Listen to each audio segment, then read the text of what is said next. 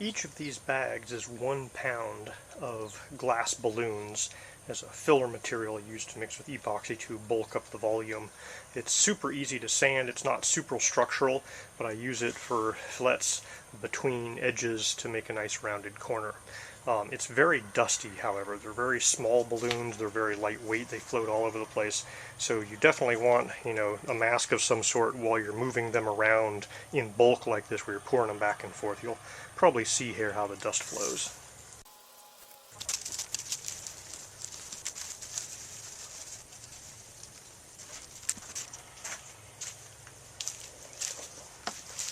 As you can see, there's a kind of deceptive amount of volume within them. So you need this here is a 44 ounce, this is a 44 ounce can, and a pound, doesn't quite fill it, but it's real close. Now there's a lot of air in there, you can see it flows, it's looking almost like a liquid because of the air that's in there, so it'll settle a little bit over time. But I've found that something like this, which is 1 kilogram, of net weight, I don't know what the volume is here, is actually a little bit too small for a 1 pound bag. So to give you a volume idea here, this is 1 pound of the glass balloons. This is 2 pounds, or just slightly under 2 pounds because I've used a little bit of it, of milled fiber.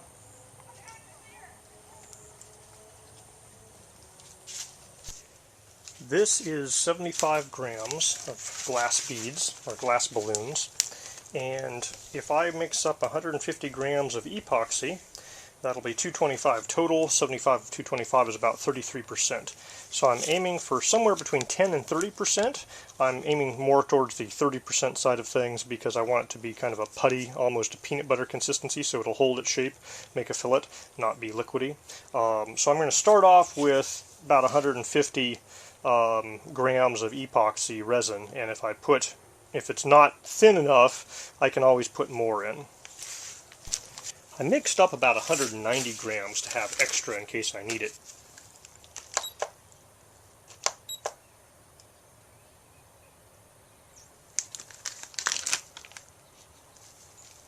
The key thing here is to not knock over your bag of glass balloons.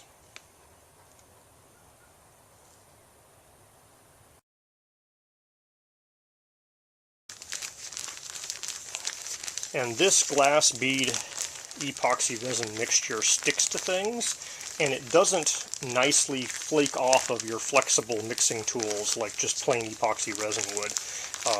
So I've found using disposable bags, first of all, because I'm going to be pipetting it kind of out of the bag to make fillets and so forth, is useful just to have it in the bag to begin with, but also because I've found that if you mix this in mixing pots or anything else, you pretty much have to throw them out afterwards, and so you might as well just use the cheapest thing you can. And this kneading action actually is a very good mix procedure here, and you don't lose as much on the mixing tools, although you're going to be leaving some in the bag. Especially the thicker it is, the more you're going to be left in the bag. So this is feeling pretty good. So you can see it's holding its shape. It's, I don't know, maybe cookie dough consistency there, maybe even a little bit harder. So I'm going to try that. I can always make it looser by adding a little bit more resin. The problem is once I cut a corner off this bag, it's hard to mix with a corner cut off. You can do it, you can hold the corner shut and mix in other parts of the bag, but it's best if you know what consistency you're looking for and get it on the, before you cut a corner off to start pastry bagging the stuff out. And I cut a corner hole that's about, oh, you saw some powder come out there, so my mixing wasn't perfect there. There's still some powder there, so maybe I should have mixed more before I did that. But let's go put it on the boat and see how things work out.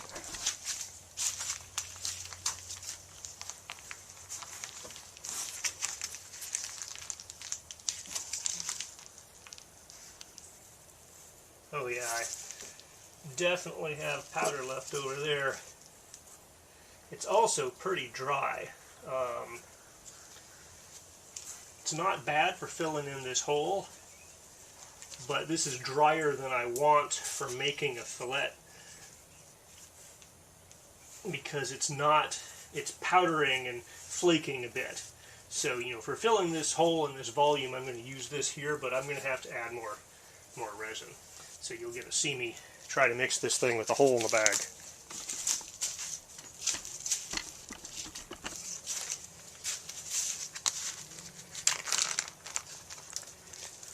Alright, so we're just going to dump the rest of that resin in.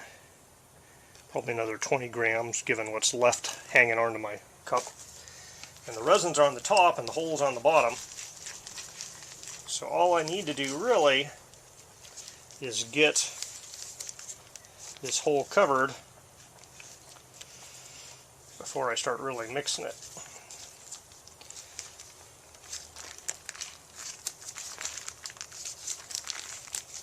Now obviously the thicker it is in the bag, the less well mixed it will be as you're moving stuff around.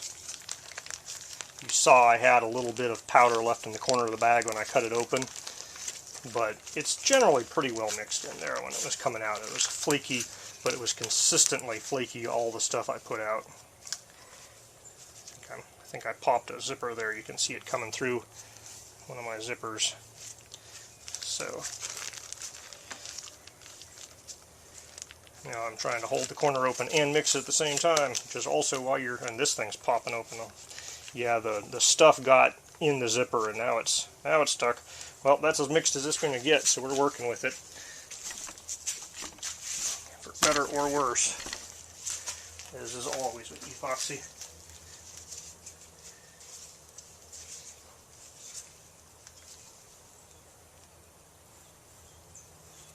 Alright, that's looking a little better.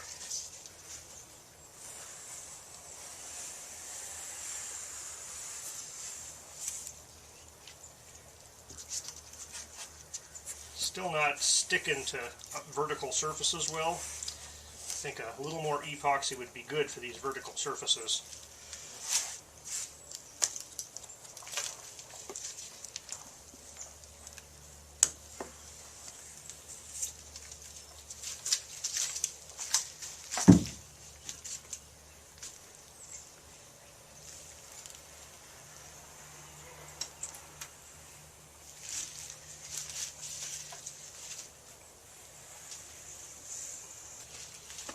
Alright, you can see I had enough to get in all there. I'm going to shape it a bit with the round tool, and that's going to make a whole bunch of stuff fall off that I can use elsewhere if I need it, if I can get it where it needs to be.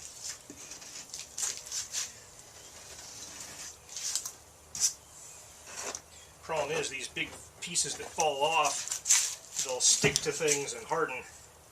So you need to get those off your workpiece before they're completely hardened.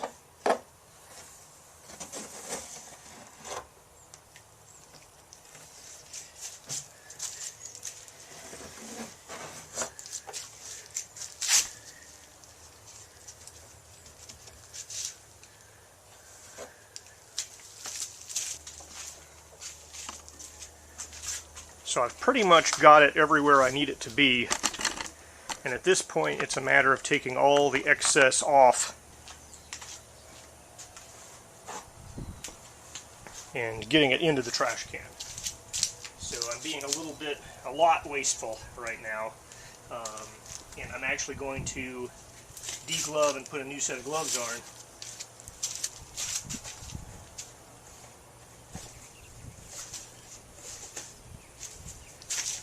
Because I was moving a whole bunch of stuff around with my fingers, and now I'm mostly going to be scraping it with my tool and then scraping it off my tool with the paper towel. So I have a lot more than I need in most places, and so I'll be scraping big bunches off and throwing it away.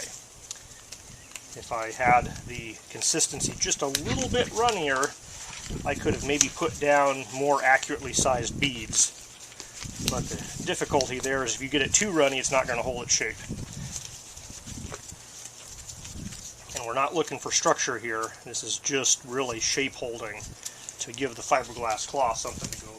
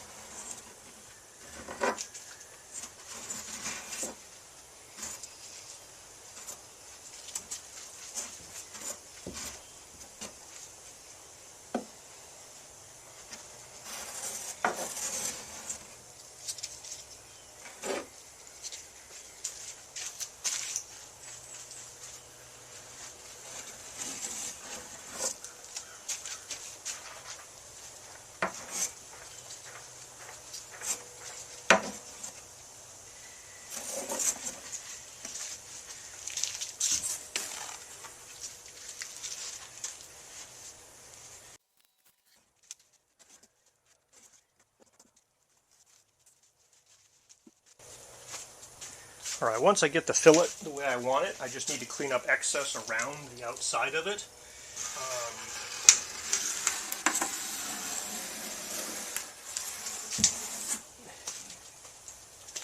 So I'm just dragging along the flat edges here.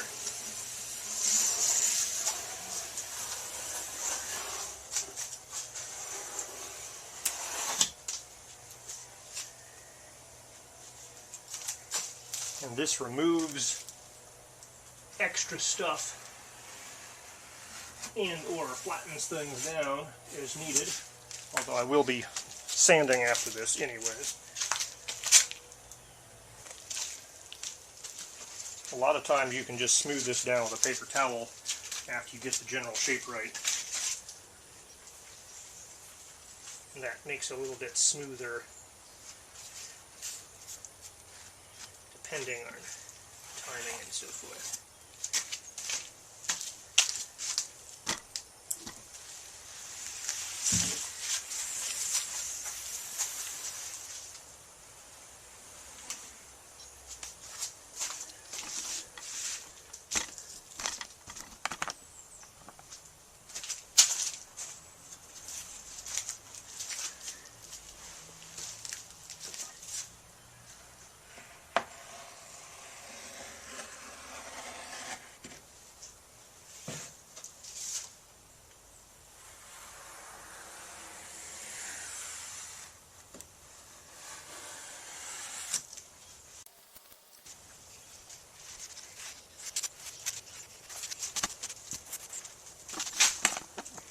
Then as a cleanup tip, if you have a reusable spreader or something like this, and you want to be able to pull that glass bead epoxy putty off of it, it's actually useful to put epoxy resin over the glass bead stuff. And they will adhere to it, and it'll give a single piece that you can pull off. I found the glass bead epoxy putty does not want to pull off in a single piece. It adheres better than just plain old epoxy. But if you kind of coat it and make a nice bead around the thing, there'll be one big piece you can pull off the whole thing and get everything out of. So sometimes it's better to leave epoxy on your tools than try to clean it all off and then pop it off. I mean, it's, well, obviously we're talking about flexible tools you can pop it off of. If you have an aluminum roller or something, you've got to use acetone to get that off. It's not my prettiest job of filleting, but it's a lot better than a big open gap. And once I get in there with a sander after it dries, it'll be a lot better. Essentially, really, this is just, it's not for strength, it's just so that the fiberglass cloth, as it comes down, will go around nicely. There are some fancy sanding systems that would let you electrically sand an inside corner like that. I don't have them, so I'm going to be using this on, the edges to get anything on, the edges knocked down, and maybe around that a little bit. And then there's going to be a lot of hand sanding involved. I use this guy to make the fillets, so I can also use that to kind of sand in that same general radius. And then foam blocks are your friends. You can bend them into kind of a general radius and get that general shape.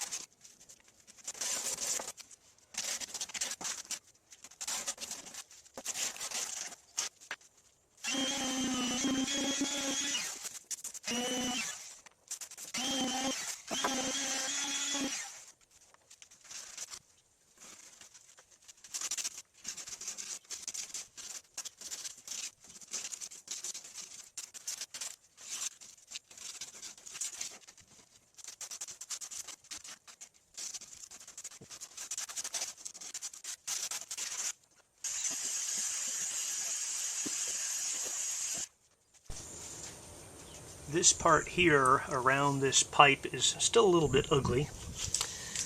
The fillets are nicely rounded. There's a couple little places where I have dropouts and stuff. because the glass bead putty was a little bit drier than it probably should have been. I'd like the whole thing to look like this as opposed to like that.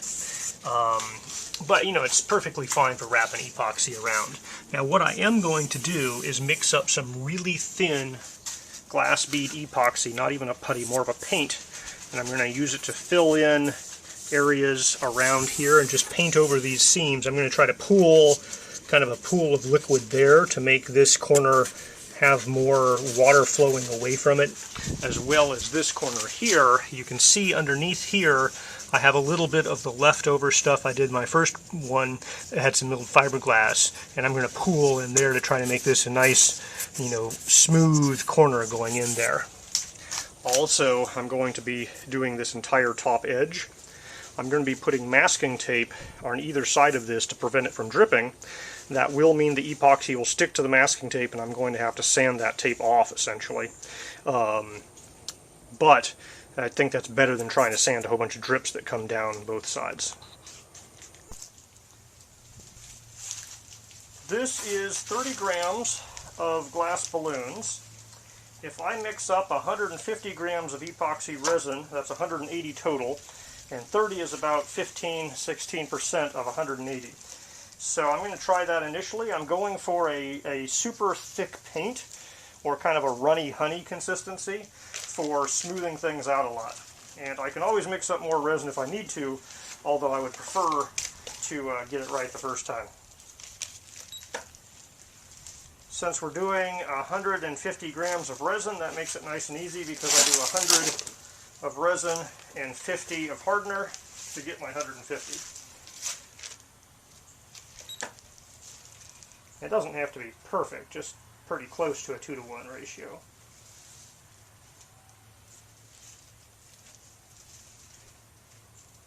Alright, I've poured way too much resin because that's 130. So I have to put an extra 15 grams of hardener in. So instead of 50, I need to do 65.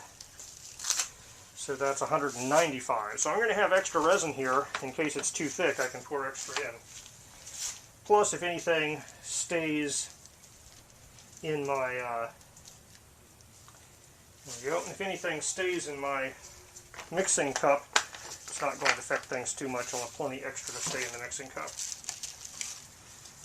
Alright, minimum of 1 minute, up to 3 minutes of mixing.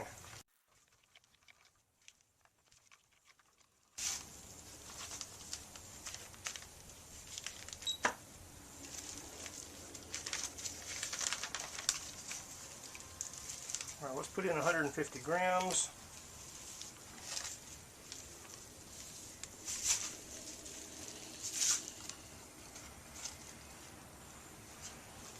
Mix it up a little, see what happens.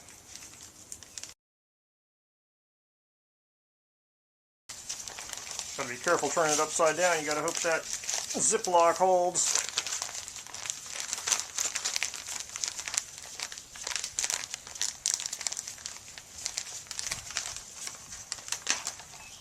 Alright, so you can see it's kind of pancake batter consistency, maybe cake batter consistency. I want it runnier than that a little bit. I'm going to put in some more. Looks like 10% is what I want, not 16%, so it's probably good. I went up to 190 grams of resin mix. And I've left an air bubble in the top of the bag here.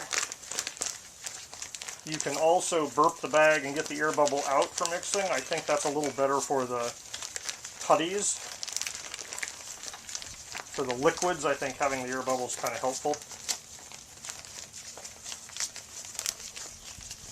And now that the glass beads are no longer dusty, I really don't need the respirator on at that point. And that's just really for pouring the glass beads in, and when you first dump the resin in case the bag pops or something, you get a big mouthful of glass bead dust. But now that they're all stuck in epoxy, you're not breathing that stuff in. It might get stuck to your skin, but it's not flying around in the air anymore. It looks like I've compromised the seal on one of my Ziplocs. It's between the two zips. It's one of the reasons I use freezer bags for this. They have double zippers. If you get the air out, you're less likely to pop a zipper with the air by squeezing it. Alright, So it's running off the paintbrush, but it's not super liquidy because I do need it to kind of smooth out some vertical surfaces. So I think it's ready to use.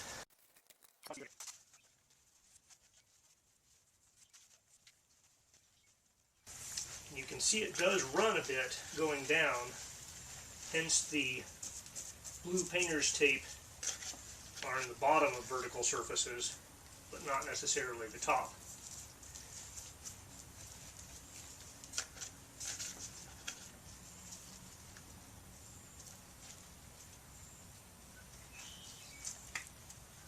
But I want it to be runny to smooth things out. I'm hoping to not have too many bubbles or wrinkles. And if you had a slow hardener would be nice here because I'm working against the kicking time of my resin. Because when that thing kicks, this thing's going to turn into a paste regardless of how much resin I have in it versus micro balloons. I'm saving the top for last. Partially because I think a thicker resin will be fine up top, and partially because it's a separate piece, and if this thing kicks and I can't use it, I can always mix up another batch and do the top later. But it's already sticking to my paintbrush and not running off as much as it used to.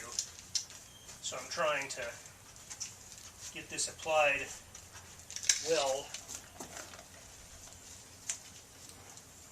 And it's not running down the surface as much as it used to, too. I might have to come back with a paper towel and get some places if it doesn't run down.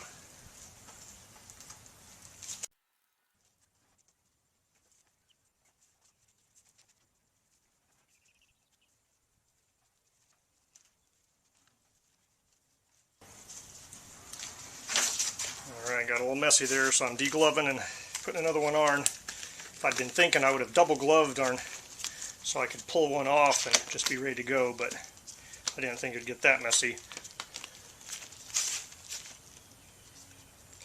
If you do both gloves, you don't have to worry about getting junk from your other glove on your first glove. My other glove wasn't too bad. It's kind of running out and getting hard to get out of the bag, so I'm going to cut a corner off the bag with my fiberglass scissors and then use this thing like a pastry bag.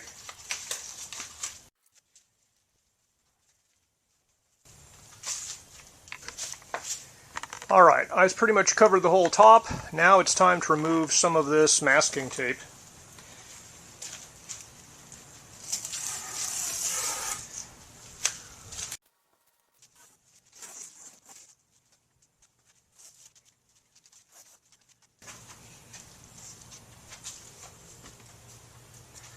You can see where that tape was. If the paint epoxy balloon mixture was thick, there is a line there, but that's on a flat area where I can sand it down with the sander, so I'm not too worried about those lines. I might come back after 10 or 15 minutes when it's had a chance to set up a little bit and kind of hit these edges with a paper towel just to smooth things out a little bit. But I'm also letting gravity have some time here. This is a medium set resin, but still it's pretty liquidy, and I actually like that liquid flow because it makes a relatively smooth surface. And even on the top here, you can see it's flowing down a bit, even after it was starting to kick and set up. It still has a lot of flow left in it, and so I'm going to let that flow a little bit and set up. And I'm not too worried about being up high because there's no milled fiberglass in this. It's just the glass balloons, and that stuff sands down pretty easily. So I can sand it. It'll keep the smoothness, but it'll go down a bit, and I'll knock down the edges, and it'll look real smooth throughout. So I'm basically taking advantage of the high sandability of the glass balloon epoxy.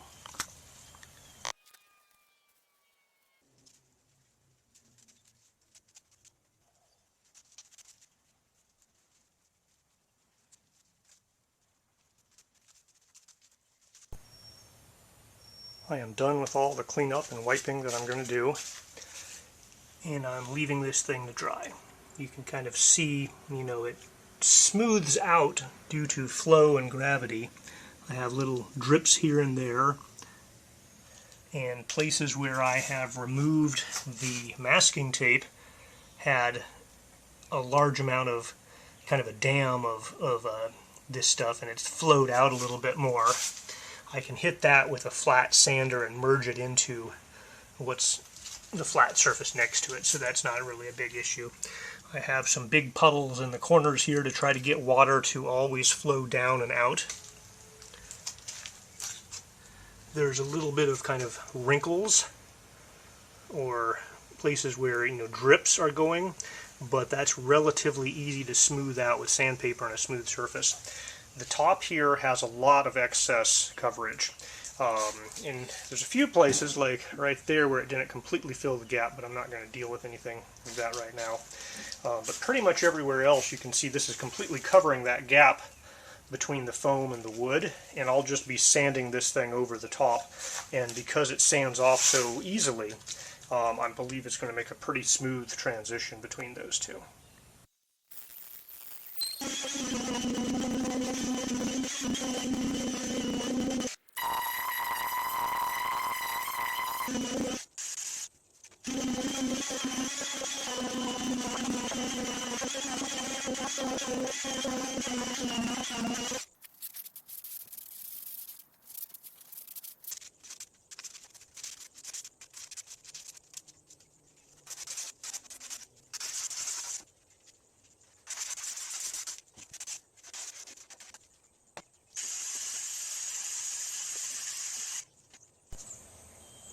Half hour of sanding, and I have a relatively smooth surface up here.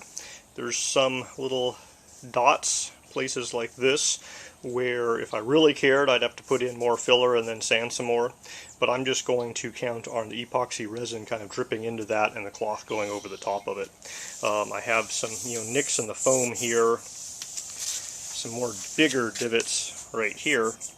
But all in all, this transition is very smooth, and you can see kind of the wood to foam and the fiberglass in between line there, but from a smoothness standpoint, it's just perfectly smooth. So when I put a piece of fiberglass cloth over that, and then after that I put epoxy over it to get it smooth, and then after that I paint it, you're basically not going to have a visible transition between these two pieces, because it's really the color that you can see now, and once I paint it, you won't be able to see that color. Inside here, I could hand sand this to be a little bit smoother, but it's not bad. There's a little divot right there. And so I have my fillets here. Water will run down and out this way, all the way along there. Same thing over here. This big drip that was right there is mostly gone. I still have a little bit of waviness there, but I suspect that when I put my cloth, my fiberglass cloth up here, I'm going to have a cut here and there, and it's going to conform to that waviness. So we're going to have some waviness in the final product there, but I have gaps underneath here where the foam isn't the same size as the plywood, or the cedar board, so it's not going to be a perfect bench, but it's good enough for me to move on to the next step.